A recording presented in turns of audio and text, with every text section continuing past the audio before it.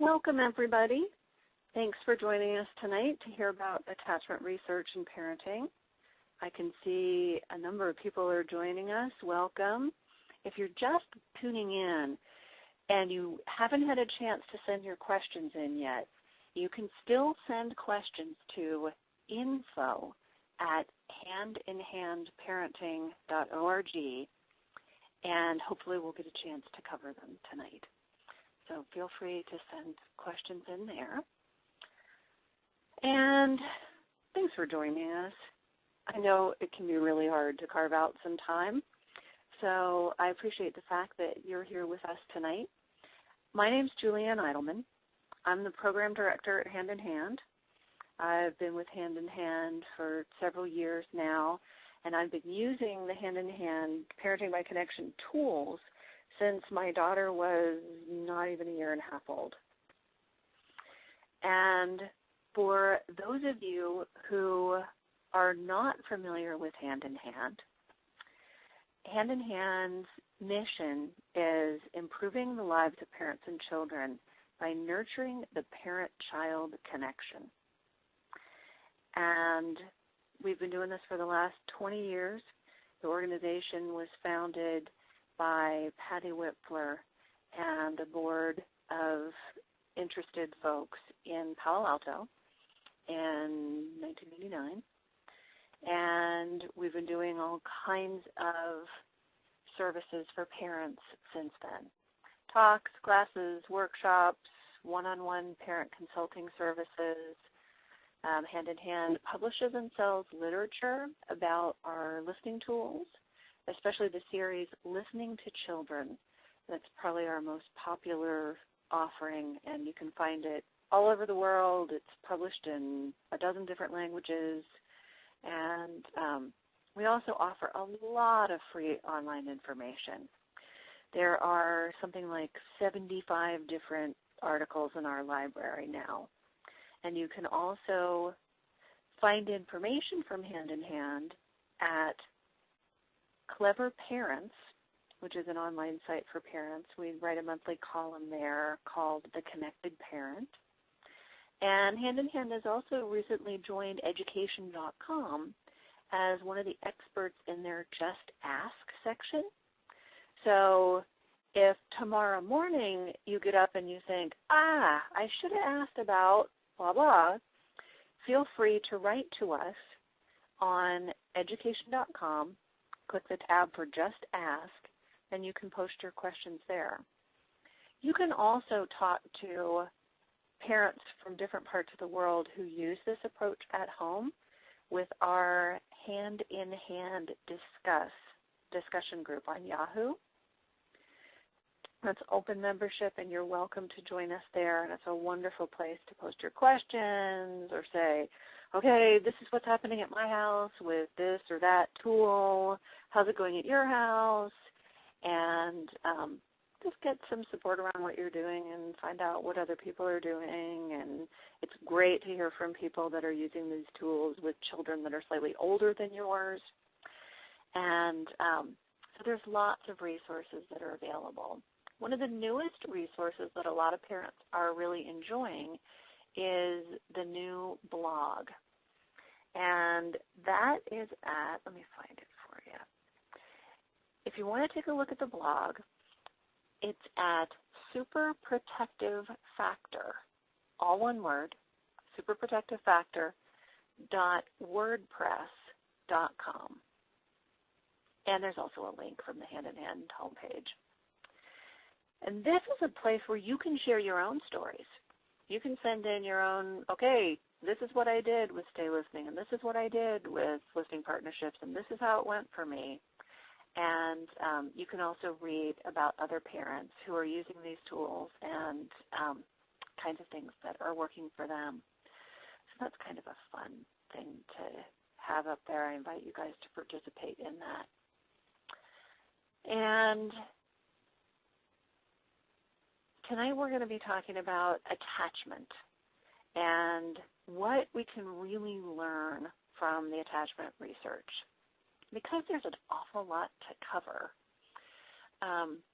I want to make sure that you guys know if you want to read more about this or you want to get more into what all the particulars are and look up different research, Hand in Hand, a few years ago, contracted a review of the scientific literature as it applies to the different parenting tools that we teach.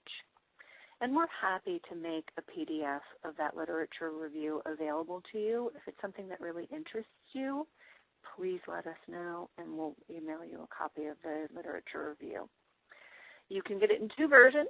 You can get the Reader's Digest 4-page quick summary, or you can get a lot, I think it's like 20 pages in all, that talks more in depth about the research and different tools. And this summer, we're going to try to publish a booklet, like our Listening to Children booklets, that talks about what parents really could use in the different research on parenting styles and attachment and the attachment process and attachment patterns. So lots more coming. So first I'm going to talk about how we understand attachment. And Dan Siegel, Dr. Dan Siegel at UCLA, who wrote The Developing Mind, thinks about attachment this way. Attachment establishes an interpersonal relationship that helps the immature brain use the mature functions of the parent's brain to organize its own processes. So what that leads to is children sort of borrowing their caregivers' brains and literally modeling themselves and their brain development on the brains and minds of the people who care for them.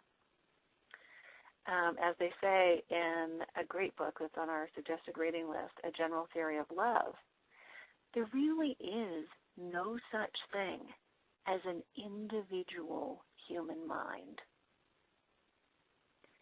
We all are sensitive to each other, and we all react to each other. That's why you know that somebody you see on the bus is in a terrible mood, or why you get a kind of a creepy feeling as somebody's walking down a dark street towards you. You can kind of feel if they're menacing. There are emotional transactions, even between total strangers. So you can imagine the intensity and the importance of a child's emotional transactions with a parent or another caregiver are way ratcheted up. The effect of good parenting, there's another doctor, Cozzolino is his name, and he also has a wonderful book that's on our suggested reading list if you want to check it out. He says that what good parenting does is it provides what he calls an optimal metabolic environment for growth. So the interaction between the parent and the child, the infant, biochemically stimulates your brain's ability to have plasticity, your brain's ability to change, your brain's ability to kind of rewire itself and adjust the environment. And one of the really important things that he says is that this process doesn't just help the baby. It's affecting the adult brain that's interacting with this infant just as much as it is the infant's brain. So what Cozzolino's research demonstrates is for instance, you're goofing off with the baby, and I was doing this just today. I was sitting in an ice cream place with my daughter, and 3 booths back from us, there was a couple, and their toddler was standing at the side of their booth on the far side of my daughter from me. So I could either put my face in view on the side of my daughter or kind of hide behind my daughter so that the toddler couldn't see me. And so I was kind of like playing peekaboo with this kid back and forth. And he was, I don't know, he was a little over a year probably, and getting a big kick out of me disappearing and making eyes at him and coming back into view. But that same game of peekaboo that you do all day with the baby goofing off can deepen the parent-child bond because it activates and grows both of your brains. So what's happening is the baby's eyes get really wide, and the baby smiles and laughs, and that makes you happy, and it increases the child's sense of well-being that you're getting happy, and you can measure this stuff. As you go through this little game, the baby's serotonin and dopamine levels rise, and so do yours. So that interaction has the capacity to make you both feel good. It's rewarding pleasure centers in your brain and also affecting growth. So this can also mean that having children changes us much more than we used to understand. Entering into the process of forming this new attachment is reforming your mind. It's reforming the parent's brain. What we can see with Dr. Winnicott's studies, and again, these are referenced in the review of scientific literature if you want to get into the deep details. Dr. Winnicott studied what happens to mothers in the first year of their infant's life. And they watched the way that even in the last few months of pregnancy, mothers' mental states can change and they become kind of preoccupied with their babies. And this change of brain state, change of attachment state, can last well into the first year of the baby's life. So what they were able to quantify about this state that mothers enter is that you see increased brain chemical activity that allows attunement to both visceral, physical, and emotional communication. What this coincides with a shift that gives the mother a much greater right hemisphere bias in her brain activity. So while they can quantify exactly, at 5 months pregnant, her brain activity was much more balanced, and now at 9 months or 3 months into the postpartum, where they're measuring again, and they can see that the mother's brain activity has shifted over the right hemisphere. Nobody knows exactly why. But a lot of people speculate that this is designed as a shift and a kind of maternal return to the most primitive modes of communication. The left side of the brain has a more language-dominant quality about it than the right side. The right side is much more present, and the left side is much more planning and evaluating the past and So it might allow a woman that's home with an infant to be more present with that infant and more sensitive to the more primitive forms of communication that are available to an infant. They can communicate with their facial expression, with their bodies, with their movements, and with their emotions. So it's interesting to see kind of how they've studied attachment. And the next stage in attachment study, a lot of it happened over at UC Berkeley. There was a researcher over there named Ainsworth, and they studied something called the strange situation. So, but it didn't start out that way. First, this group of attachment researchers at UC Berkeley started out by going into the homes of young families, and they observed mothers and children hanging out at home, just doing the normal things that they did in their day-to-day activities.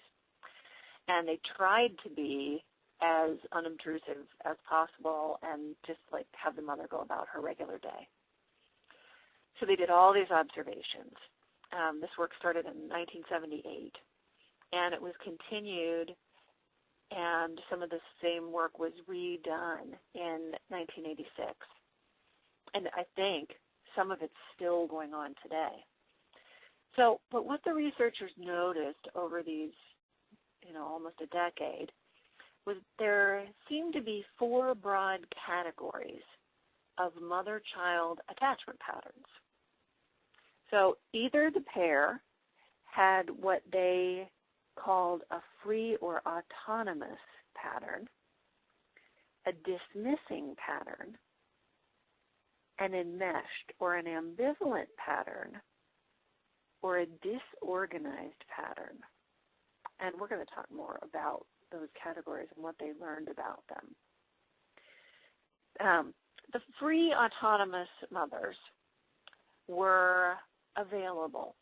They were sensitive, they were perceptive about their children's feelings and needs, and they were effective in their interactions with their children. Basically, this is what we're all hoping for. This is the kind of relaxed but caring relationship that we want to have with our kids all the time. Now, mothers in the other end of the spectrum, so the mothers in the disorganized category, appear to create conflictive situations for their children. They often seem to be both frightened by their infants and frightening to their infants. So they were not able to have effective interactions with their children. If the baby's upset about something, then they're kind of programmed to turn to their attachment figure for soothing. It's like, okay, whose brain do I borrow to bring myself back into a state of regulation? Well, mom or dad or grandma or whoever's taking care of me all the time. But if the person that's taking care of you all the time is the source of the upset, you're stuck. That's where that conflictive situation comes in. You're built to turn to the parent as a comfort and as that mature mind to model yourself on and to balance yourself out. But it's that very person's not being present or not being available that's frightening you. So Dan Siegel, again, gives a great example of how this process works. And he did a wonderful audiobook with Dr. Daniel Goleman, the social intelligence doctor. It's called Better Parents, Better Spouses, Better People. And it's also on our suggested reading list. And Dr. Siegel and Dr. Goleman talk about this double bind situation that babies can get in when there's a disorganized attachment. And then we've got the dismissing and the ambivalent patterns in the middle, sort of on this continuum.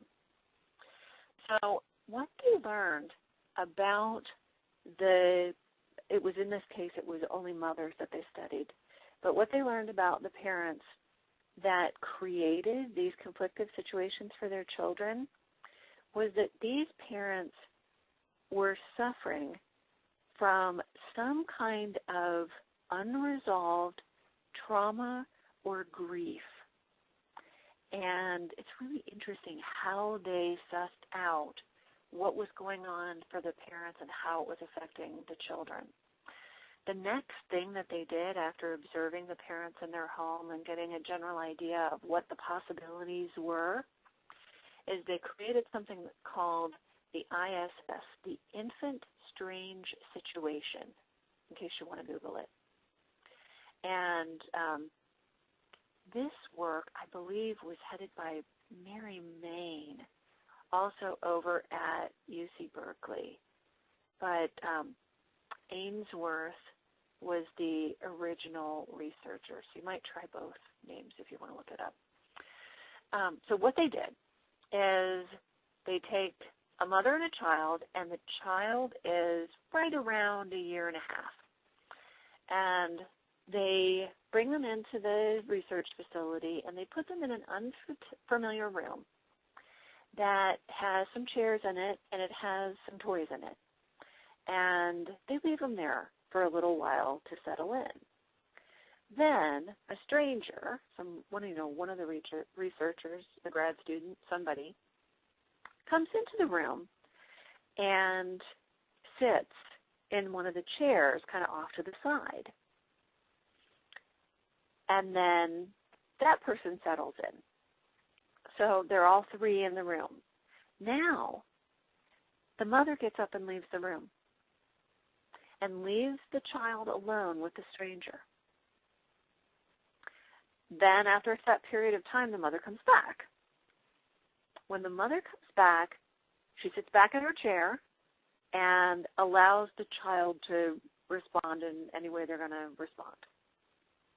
So what they're basing the whole experiment on is the fact that the absence of the mother combined with the presence of a stranger should create anxiety in the infant. And they're expecting a distress response from the child of one type or another. So what they do in the ISS is they look very carefully at what the baby does when the mother comes back. So, and they rate how the baby responds when the mom comes back. And again, they ended up with 4 different categories. And they determined from the infant's response that there was a secure attachment, an avoidant attachment, an anxious or ambivalent attachment, or an insecure or disorganized attachment. So, as you may have guessed from the namings of the attachments that they're looking at in the infants, they found really strong correlations between the children's patterns of reunion behavior and the attachment style of the mother that they had determined through their earlier observations of this same mother-infant pair at home. So now they've got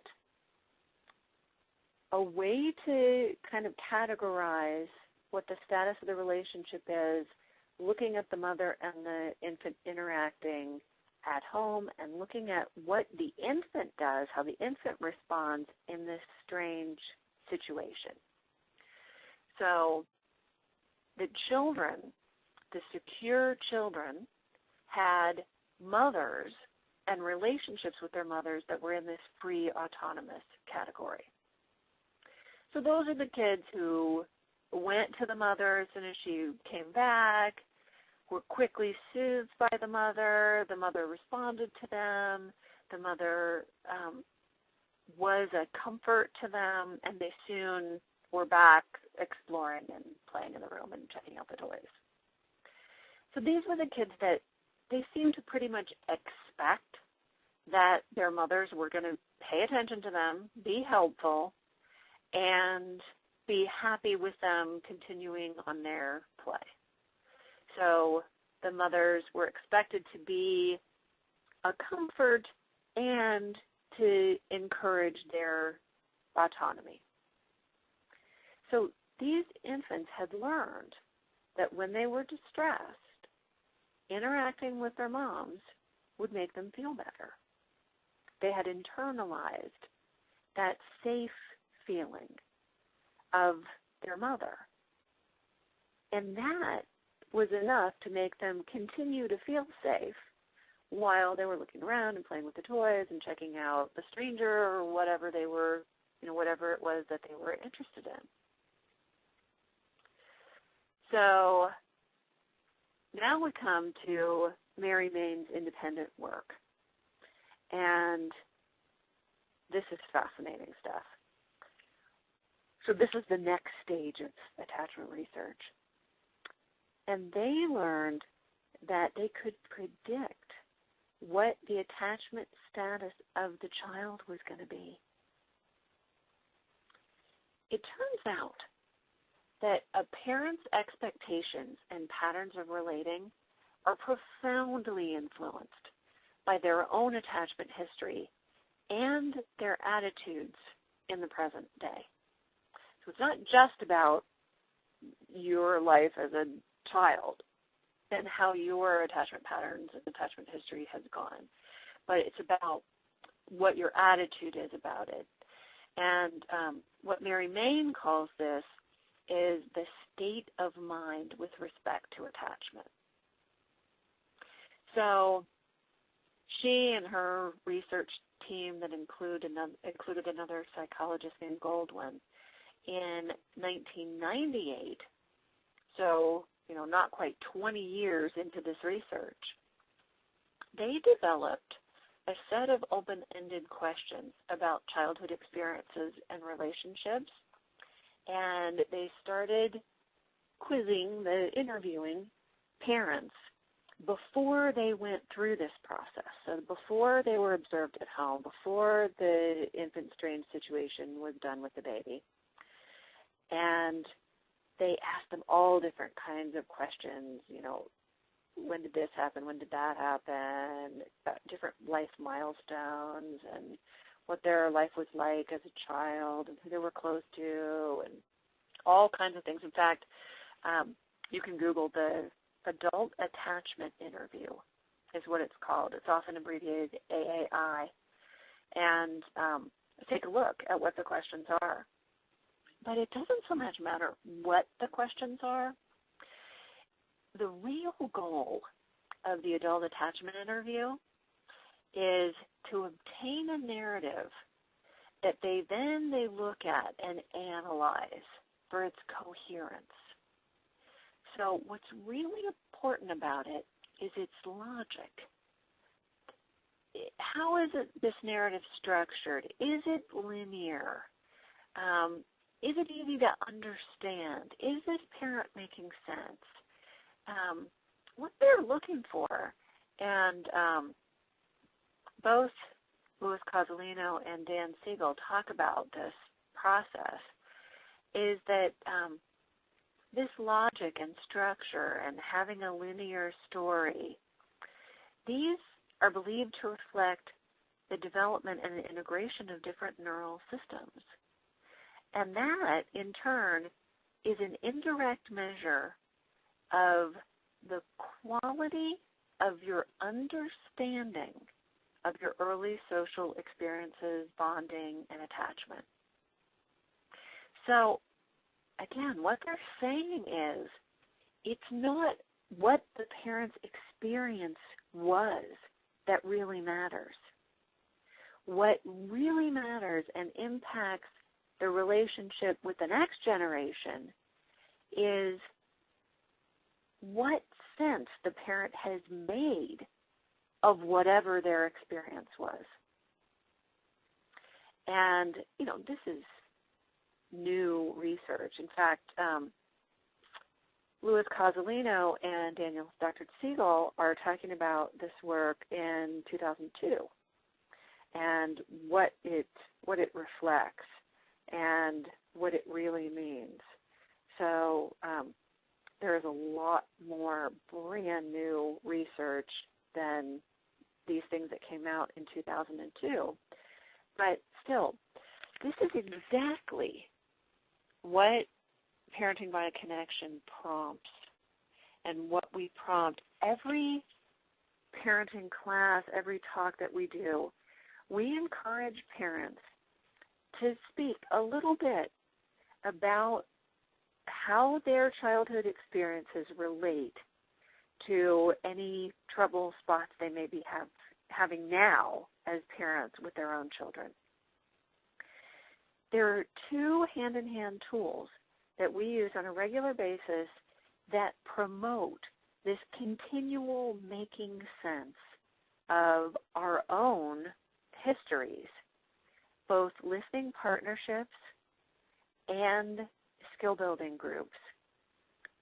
Enable parents to make continual, better and better sense of their own experience, which can only improve your own child's attachment. So the more you're able to make sense of not just what's happened to you, but the choices that you've made and the decisions that you've come to based on the things that have happened to you, your experience in life, determines your child's ability to behave in this free, autonomous way, to internalize you as a parent as a source of comfort, and to feel safe in the world and branch out and explore and learn and do all the wonderful things that we want them to be doing. So everybody has some imperfect things in their past, things that can be thought of better, things that we could make better sense of. So your own sense of your narrative, your personal narrative, can always be improved. You get experience, your kids get older, you meet new people, you learn new things. Your ability to reflect on the decisions you've made based on the experiences you've had in the past continues to evolve your whole life. So you can improve your relationship with your child throughout your entire life. The free autonomous parent, so again, here's what we're going for. They're able to recall detailed memories of their childhoods and have a balanced perspective. So you can talk about what was good, you can talk about what was bad, you can make sense of it.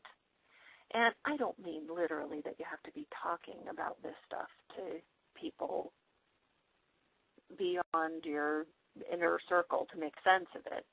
But it's important that if there are parts of your own narrative that are upsetting to you still, that have a lot of feeling attached to them still, that you have the opportunity to share those pieces with another human being. Because just like we talked about in the beginning,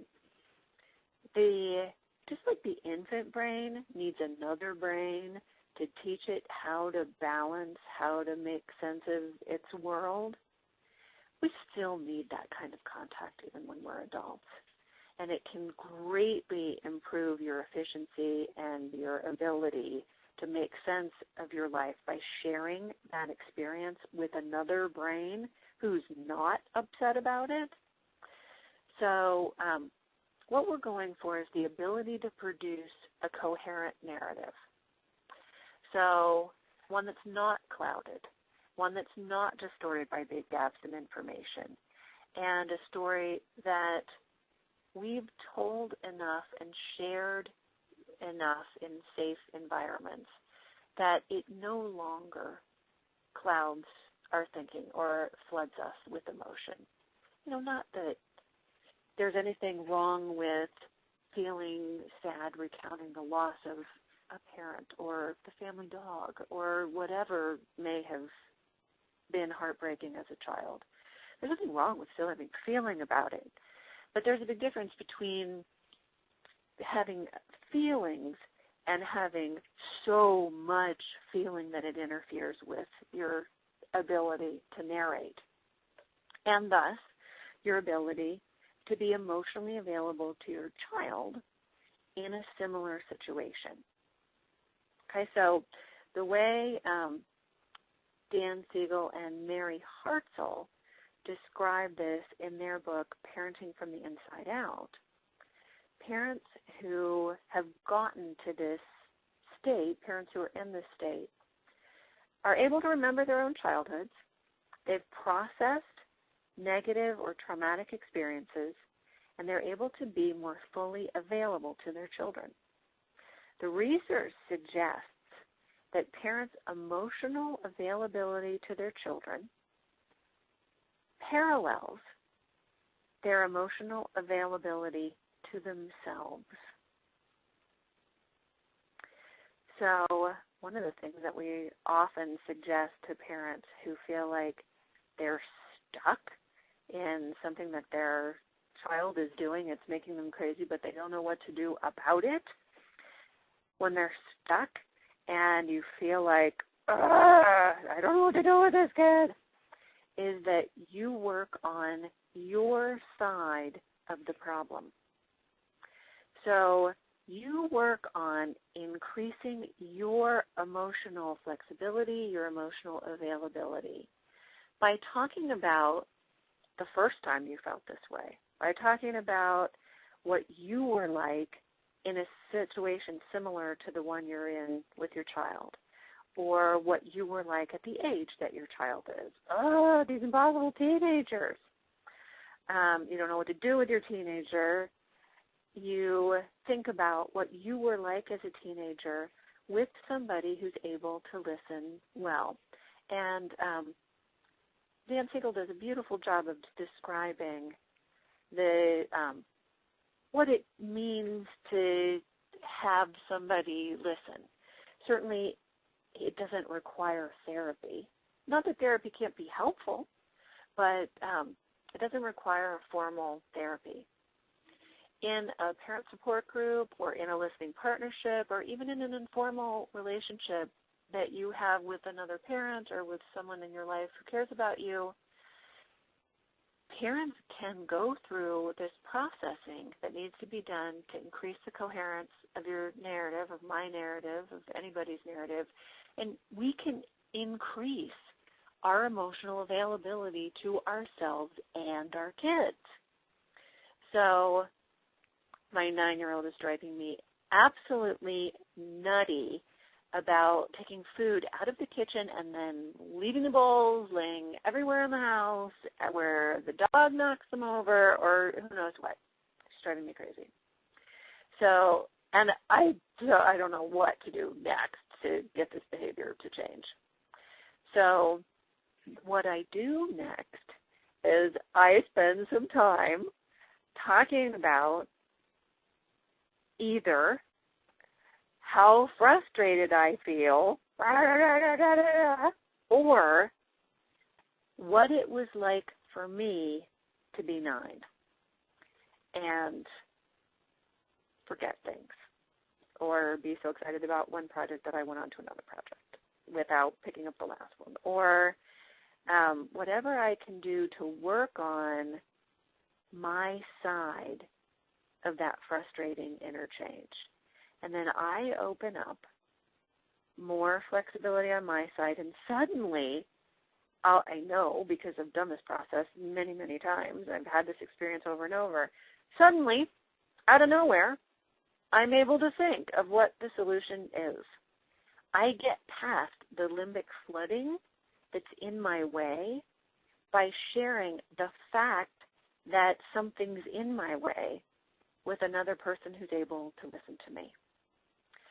So another piece of really important research that begins with attachment theory and looks deeply at attachment relationships throughout life is a literature review done by an organization called ETR that happens to be local. They're right in Scotts Valley. But they had a big Anna E. Casey grant, and they did a huge review of the scientific literature as it applies to adolescent outcomes. So what they did is they reviewed 640 different programs and pieces of research on what works to get adolescent outcomes to turn out well. So they looked at anything they could find that was shown to reduce teen suicide, reduce teen pregnancy, reduce school dropout rates, reduce drug use in teens, reduce cigarette and alcohol use in teens, reduce experiences of violence by teens. And they looked at all these different programs, and they were trying to figure out what really works. And they started by referring to attachment theory. So when they talked about attachment, they defined attachment as a primary caregiver, usually the mother, but it can be someone else, helping the infant learn the important developmental ability to self-regulate as distress is soothed, needs are met, and alertness is enhanced. So what they're saying here is that when a primary caregiver is able to be available to help the child develop, to loan the mind so that the child uses to self-regulate and balance things out, then the child is not only soothed, but alertness is enhanced.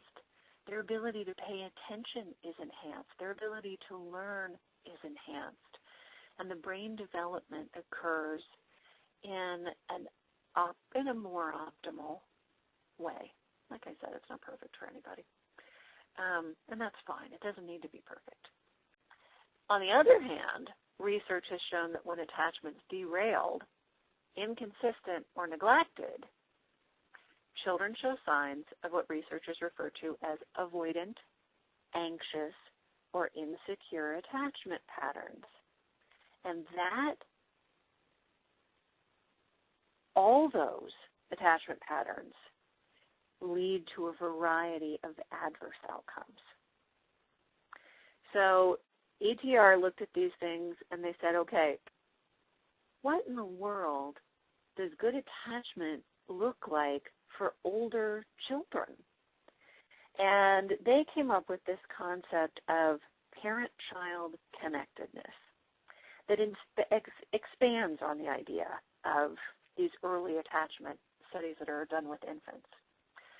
So it encompasses way more than just the parent giving to the child and loaning the child their mind when they're very young. They define parent-child connectedness as seeing the interactions between parent and children, not just as individuals, but as part of this ongoing dynamic relationship. And they define parent-child connectedness and whether or not a relationship has it and is the parent-child connectedness in good shape as a lifelong process. So like I said, they reviewed 640 different programs and pieces of research. I think they found two that focused on actually affecting the parent-child relationship, the attachment patterns, and Hand in Hand was one of them.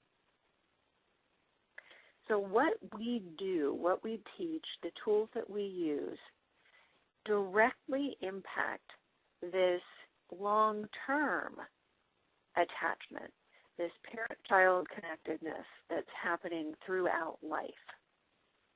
And so ETR in their research continued on kind of what Mary Main had done with Ainsworth's early work.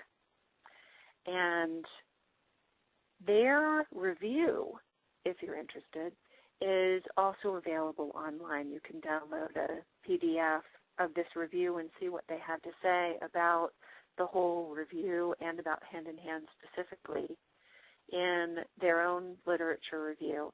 If you Google ETR and parent-child connectedness, you can get a link to the PDF and take a look at it right now. Now what I'm going to do quickly, because I see it's getting late, and I'm going to switch quickly to kind of where this all goes. And it all ends up with kind of a parenting style. So you develop your own parenting patterns, your own style of how you're going to parent. And there was another researcher who's very interesting, Diana Baumrind, who studied different parenting styles, she called them. And she looked at 4 different parenting styles, and she defines them on 2 axes. So she looks at how emotionally connected the style is and sort of how directive the style is. So, for instance, a permissive parent might be emotionally sensitive to what's going on with a child, but they don't have very high expectations. They don't insist on good behavior from the child. They're very permissive. They let them do what they're going to do. They're involved in them kind of on an emotional continuum, but not on a behavioral expectation. And a neglectful parent, so this is the very bottom corner of the grid, is very low in connection and very low in direction. So that's the worst thing that you can have. That's the worst. The outcomes are the worst for children who are parented in that style. The outcomes are best for children that are parented in what they call an authoritative style, or because it sounds too close to authoritarian, they often call this a democratic parenting style. Those parents are parenting, they are very emotionally attentive to their children. And they also are very involved with their parents. So it's high direction, high attunement. And that's the kind of parenting style that parenting by connection is. What parenting by connection is a very high attunement, awareness of children's needs, and a very high involvement with special time and play listening and setting limits the way we do very early and with warmth and authority, and being very aware of correcting things as soon as a child is getting off track, being aware of what kind of help they might need to get to the emotional regulation that helps us all be our very best selves. So it's interesting to look at what the research says about the authoritative parenting style or the democratic parenting style. What you get, the outcome for children who have this very connected parenting relationship, is that it gives them a very lively and happy disposition. So it also creates a child that has a lot of confidence about their ability to try something new and their chances of mastering something new, and gives kids the chance to develop a lot of good emotional regulation. Because we encourage parents to adopt an attitude of accepting all emotions, accepting all feelings, even though not all behavior is acceptable, but to give room to the child's right to feel how they're going to feel about it, and not to say, oh, don't cry, and not to fix every little thing so that the child doesn't experience an upset, but to rather be present with the child in an upset. These are all examples of high attunement and high involvement. And this creates a child that gets a lot of experience feeling their feelings and realizing that everybody comes out just fine on the end. They get upset, and somebody listens to them, and they feel better. If they get upset and nobody listens to them, or, if a child, Dan Siegel gives a great example of a woman that he worked with who was punished for showing her emotions. She was given extra chores to do. She was told not to feel that way. Her whole household denied her emotional experience instead of accepting it. And it created this very stuck, behavior-driven person. And she did not develop good emotional regulation. She did not develop good social skills. When you are able to sit with a child's emotion and sort of loan them your mind with this confident attitude that they're going to figure it out, they're going to be upset now, and they're going to be okay. We're all going to get through this. We all get upset. We all have hard feelings, but we all come back to equilibrium. That experience helps a child build wonderful resilience. And it helps them build a strong, flexible tolerance for emotion in themselves and in other people. They greatly increase their ability to sit with emotion. So to be aware of feelings and not feel like they need to act right now. So it reduces that impulsiveness and that the gripping experience of overwhelm at emotions, which is a wonderful, wonderful social skill. It's a wonderful work skill. It's a wonderful negotiation skill. It's a very important thing to be able to develop. One thing that Diana Baumrein noted that I thought was especially interesting is that children that are raised in this very high attunement, high involvement parenting sort of style are less rigid about gender traits. So Patty does these two talks that go with one another.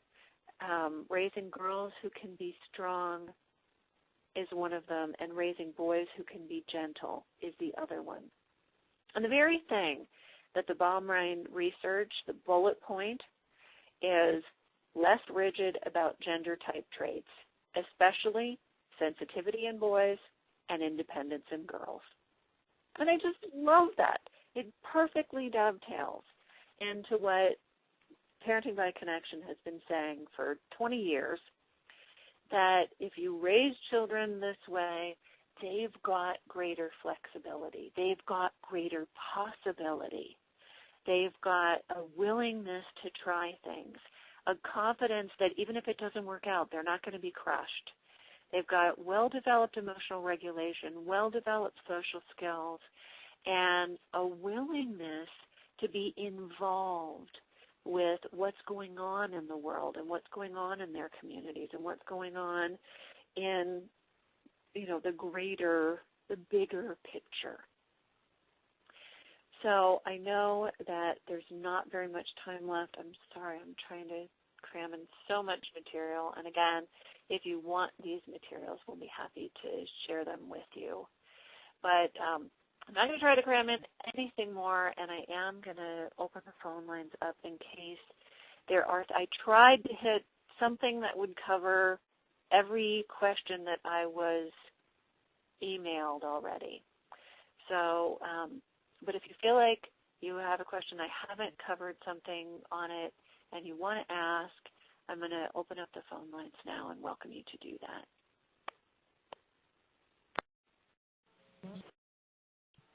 Okay, somebody say hello so I know it worked.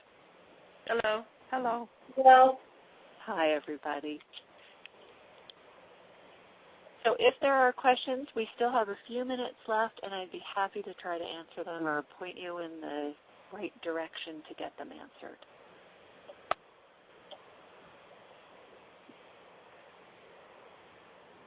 Anybody want to ask anything before we're done tonight? I'd like to ask, if one is raised in that negative environment that you're speaking of, what can one do to turn that around to feel better about themselves and in turn be a better parent? I mean, besides what you were offering tonight, is there reading? Absolutely. And there's also great research on the fact that it is very possible. You can improve your own attachment status every single day.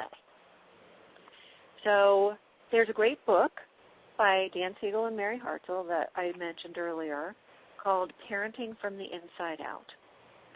And this book, in each chapter, it gives you things to think about and exercises to do so that you can process and move yourself step by step. You can move yourself forward in making sense of your experience and what choices you've made based on this negative parenting style.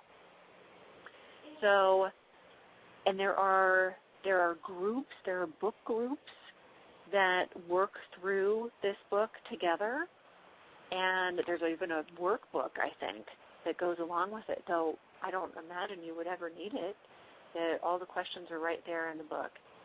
But if you are impacted, and we all are, I mean, every childhood is imperfect. There's always something we could improve on in the way we were raised. But if you feel like that's something that you really want to do, Parenting from the Inside Out is a great place to start. It gives you things to think about, to talk about, to research about yourself, talk to your family, come to a different understanding of why your experiences. Excuse me? I'm sorry, I didn't hear what you said. I think that's you're echoing yourself.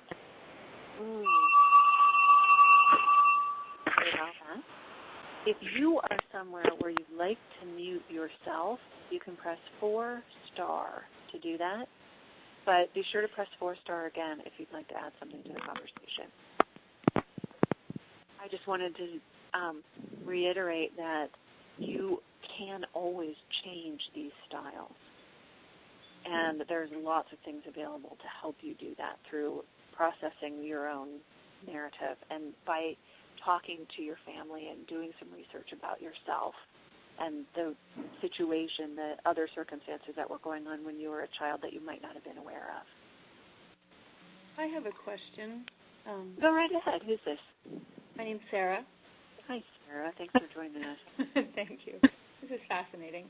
I'm a therapist and a parent.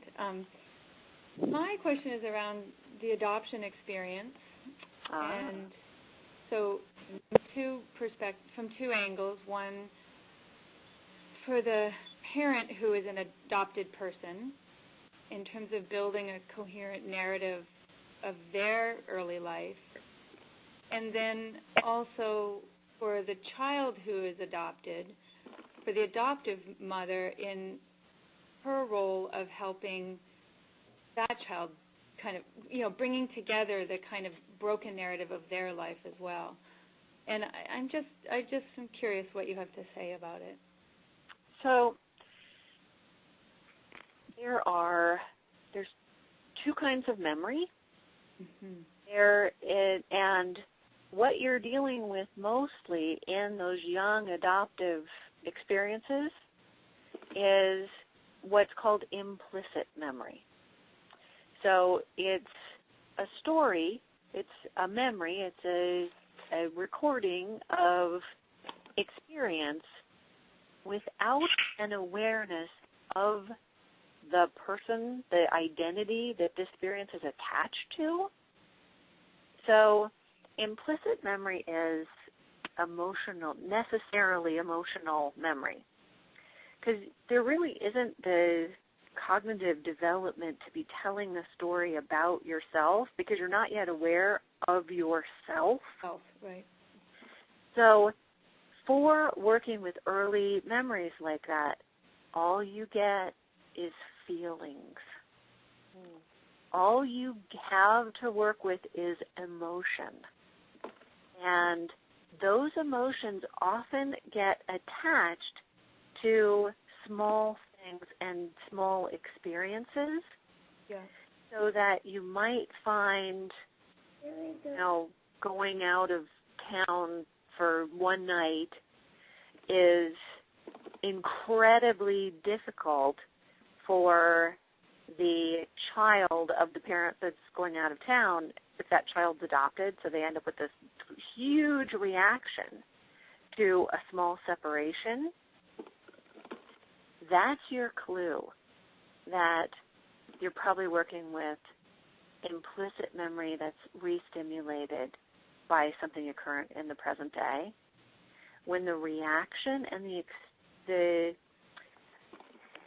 the depth and breadth, the intensity of the reaction just doesn't match what the experience is or what the anticipation of the experience is, then you've got a chance to work on whatever that feeling is.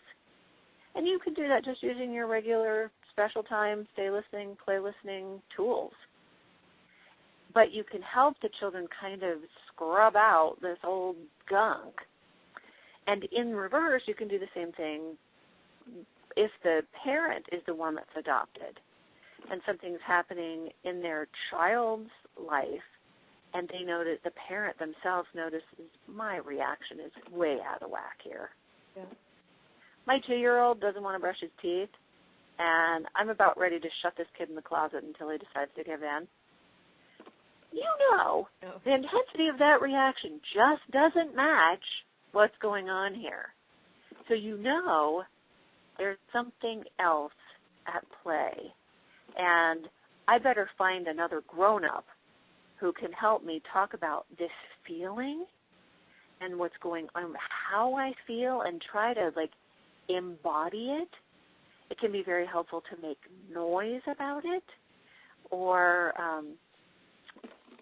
do something visceral about a feeling that you don't have a lot of words for and share it with somebody else, and it will allow you to process that experience. And there's lots more suggestions in the Listening Partnerships for Parents booklet what an adopted parent could use to help themselves, because that's all that's really left of you. There's nobody to tell you, to narrate for you, and you don't remember what happened when you were that little except in feelings, and the good parts of it are not obvious to you because they don't create upset. So really all you are left with as clues is the potentially negative bits that you need to make sense of. And you can do that physically. You can shake or pound on someone's fists or do what you need to do physically with whatever noises, or you can kind of talk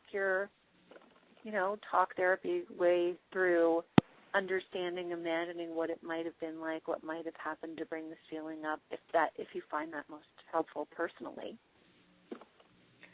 Thank you. Really helpful. You're certainly welcome. I hope that gives you a place to start.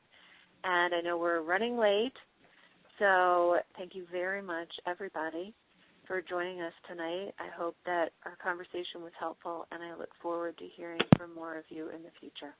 Thanks for being with us. Thank you. Thank you very much. Thank you. Good night. Good night.